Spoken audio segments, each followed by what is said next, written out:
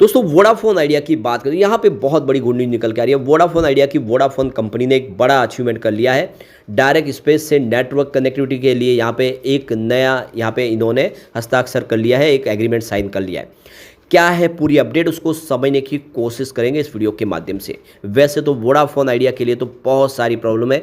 यह एक loss making company है और लॉस भी छोड़ा नहीं है, लाखों करोड़ का लॉस है, वो भी सारा सरकार को चुकाना है और सरकार इसके लिए कुछ राहत प्लान बना रही है। क्योंकि इस समय वोडाफोन आइडिया को बचाना है। कम से कम 3 प्राइवेट प्लेयर बाजार में रहने चाहिए। आपको पता होगा एक समय बहुत सारी कंपनियां थी टेलीकॉम सेक्टर की, वो एक एक करके धीरे धीरे बंद हो गई या फिर मर्जर हो गया उनका, और अब अंत में 3 कंपनियां ही बची है। ऐसे में सरकार चाहती है कि कम से कम ये वोडाफोन आइडिया तो आगे जाके चलती रहे, तो इसके लिए सरकार अपनी तरफ से कुछ कोशिश करे। आने वाले समय क्या उम्मीद बनेगी उसको समझेंगे। और यहाँ पे नए वोडाफोन आइडिया के म्यूचुअल फंड के आंकड़े भी हमारे सामने आ चुके हैं। वो क्या इशारा करें, क्या वोडाफोन आइडिया में म्यूचुअल फंड अपना इन्वेस्टमेंट मई महीने में बढ़ाए हैं या फिर अपनी होल्डिंग को ट्रिम किया है। क्योंकि बड़े फंड हाउस की जो एक्टिविटीज़ होती है उनके हिसाब से चले तो नुकसान की संभावना कम हो जाती है, क्योंकि उनके पास एक मजबूत टीम होती है जो हर तरह से एनालिसिस करके बाद में निवेश के बारे में सोचते हैं। तो यहाँ पे इन सारी बातों को जानेंगे इस वीडियो के माध्यम से। लेकिन फ्रेंड्स, उससे पहले अगर आप पहली बार हमारे चैनल पे आए तो चैनल को सब्सक्राइब कर दीजिए, एक बेल आइकॉन दबा दीजिए ताकि जब भी नया वीडियो बने पहला नोटिफिकेशन आपको मिले। वीडियो पसंद आए तो लाइक से जरूर कीजिए। चलो फ्रेंड्स, वीडियो स्टार्ट करते हैं। मैं हूँ आपका दोस्त SB दवे और हमारे अपने चैनल ऑनलाइन कमाई में आपका बहुत बहुत स्वागत है। तो सबसे पहले BSE सेंसेक्स की बात कर ले। आज देख सकते हो कि 81,444 के स्तर पे क्लोजिंग थी।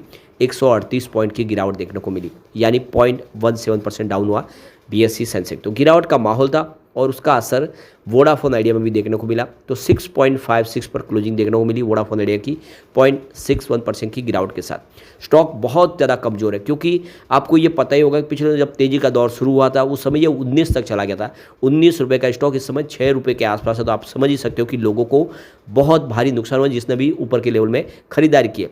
लेकिन अब यहाँ पर बहुत अच्छी एक गुड न्यूज़ निकल के आ रही है।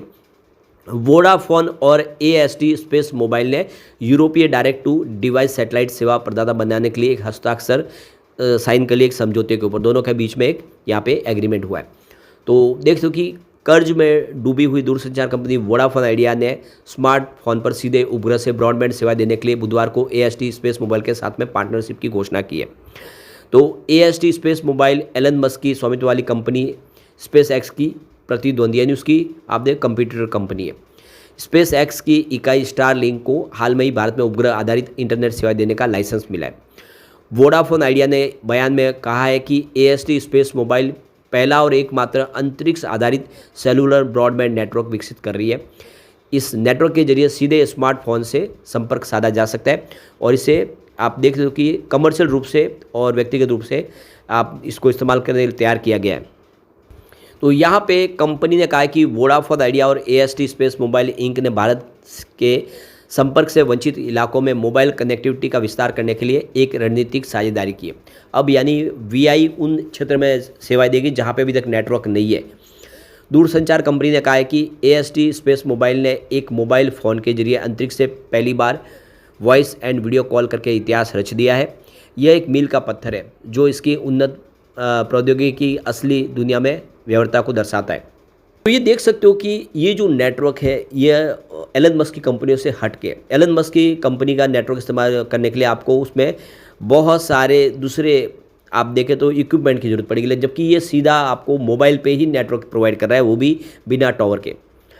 ये इसका एक बड़ा अचीवमेंट है और जो हम कह सकते हैं आने वाले समय अगर ये सर्विस शुरू हो जाती है तो वोडाफोन आइडिया फिर से बाजार में धूम मचाने को तैयार हो सकता है और एयरटेल और जियो से पीछे रह सकते हैं। वोडाफोन आइडिया की प्रवर्तक फर्म वोडाफोन PLC पहले ही AST स्पेस मोबाइल के साथ एक समझौते पर हस्ताक्षर कर चुकी है। पिछले साल AST स्पेस मोबाइल ने AT&T, वेरिजोन, गूगल और वोडाफोन से अतिरिक्त रणनीतिक निवेश हासिल किया था।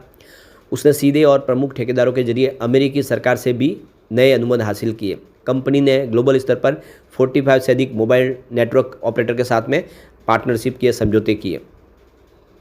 AST स्पेस मोबाइल के जो मुख्य यहाँ पे वाणिज्यिक अधिकारी है क्रिस आइवरी ने कहा है कि भारत अपने विशाल एवं गतिशील दूरसंचार बाजार के साथ इसे यह दर्शाने के लिए एक आदर्श जगह है कि हमारा अंतरिक्ष आधारित सेलुलर ब्रॉडबैंड कितनी आसानी से इसलिए नेटवर्क का पूरक बन सकता है। हम सिर्फ कवरेज नहीं बढ़ा रहे बल्कि कनेक्टिविटी की बाधाओं को तोड़ रहे, जिससे स्मार्टफोन सीधे अंतरिक्ष से 4G और 5G सर्विस आप तक पहुंच पाए और उसके लिए आपको किसी भी टावर की जरूरत न पड़े। मस्क की स्वामित्व वाली स्पेस एक्स भी स्मार्टफोन पर सीधे उपग्रह सेवा देने के लिए इस तरह की प्रौद्योगिकी पर काम कर रही है। स्पेस एक्स की स्टारलिंक ने पहले ही रिलायंस जियो और भारतीय एयरटेल के साथ में पार्टनरशिप की है। तो यहाँ पे 27 जनवरी 2025 को वोडाफोन ने हाल में ही लॉन्च किए गए ब्लू बर्ड्स उपग्रह पर किसी भी मोबाइल कवरेज के बिना किसी भी क्षेत्र से दुनिया की पहली अंतरिक्ष आधारित मोबाइल वीडियो कॉल सफलतापूर्वक की थी, जिससे कंपनी के 15 देशों में 340 मिलियन ग्राहकों और 45 से अधिक बाजार में उसके नेटवर्क के भागीदारों के लिए सर्वव्यापी मोबाइल कवरेज के प्रदान के लिए एक उद्देश्य समर्थन प्राप्त हो गया। तो कंपनी ने ये करके दिखा दिया है और आने वाले समय इस नए नेटवर्क के माध्यम से वो बाजार में छाने को तैयार है। तो काफ़ी अच्छी गुड न्यूज़ है जो इशारा कर रही है कि आने वाले समय में वोडाफोन आइडिया फिर से बाज़ार में धमाका कर सकता है कि अगर ये इसमें पहल कर जाते हैं और एयरटेल और जियो से पहले अगर सर्विस शुरू करते हैं तो उनका फ़ायदा हो सकता है, उसको नया बाज़ार मिल सकता है।